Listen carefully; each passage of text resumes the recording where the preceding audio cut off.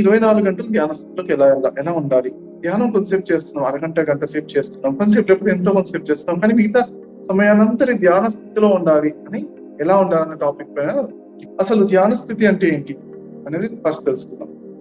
So మనము చిరునవ్వుతో ఉన్నా, ఎంజాయ్ చేస్తున్నా, రిలాక్స్ గా ఎనర్జీస్ రిసీవ్ చేస్తున్నాం, ప్రేమపూర్వకంగా ఉన్నా, అవేర్నెస్ తో ఉన్నా, మనం కదులుతున్నాం, ఆ కదలికల పట్ల అవేర్నెస్, మాట్లాడే పట్ల ఏం మాట్లాడుతున్నాం అవేర్నెస్ తో ఉన్నా, ఇవన్నీ ధ్యాన స్థితికి నిదర్శనాలే. ఇందులో ఏదో ఒకటి ఉన్నా కానీ.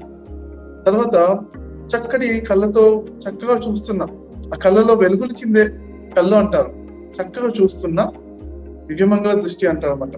అంటే చక్కగా ఎదుటి వాళ్ళు మంచి కోరుకుంటూ మంచితనంతో ఉన్నప్పుడల్లా ఒక మంచితనం అనేది ఒకటి ఉంది, ప్యూరిటీ ఆఫ్ హార్ట్ తో, ఆ చక్కటి చిన్నపిల్లల హృదయం లాగా ఆ మంచితనాన్ని, ప్యూరిటీని మనం మెయింటైన్ చేస్తున్నా కానీ అది కూడా అద్భుతమైన ధ్యానం ఫ్రెండ్స్. తర్వాత ఏ పని చేస్తున్నా పొద్దున పూట లేచాం, ఎనర్జెటిక్ గా ఉంటాం కొంతవరకు. సాయంత్రం అయ్యేసరికి ఎనర్జీ తగ్గుతుందా, స్ట్రెస్ అవుతున్నాము. ఏ పని చేస్తున్నా ఎనర్జీ పెరుగుతూ ఉంటే అది ధ్యాన స్థితిలో ఉన్నట్టు. సో ఈవినింగ్ కాగానే ధ్యానంలో ఈ ధ్యాన స్థితిలో ఉండే వాళ్ళకి అంటే ఈవినింగ్ అవుతుంటే శక్తి పెరుగుతూ ఉంటుంది అన్నమాట.